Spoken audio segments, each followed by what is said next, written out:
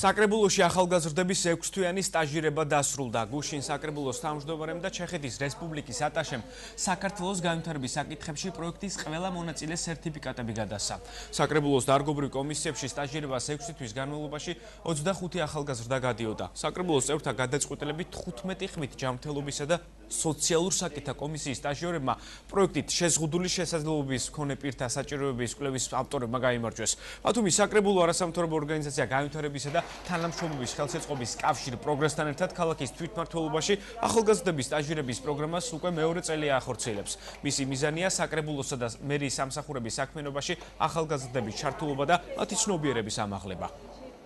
ეს არის ერთ-ერთი საუკეთესო იმისათვის, რომ გაიზარდო, გაიგო მუნიციპალიტეტის შესახებ ყველაფერი და უსწრებ ახალგაზრდებს უფრო იაქტიურონ და მიიღონ მსგავს პროექტებში მონაწილეობა.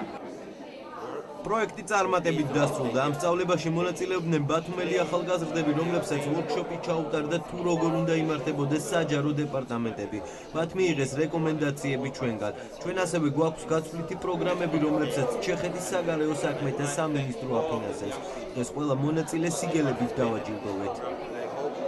იყო გამოტანილი სტუდენტების მიერ 5 პროექტი, რომელიც 5-ვე პრაქტიკულად იყო ძალიან შთამბეჭდავი. ნებისმიერ დეპუტატს გაუჭირდა ამა თუ იმ პროექტის გამოვლენა.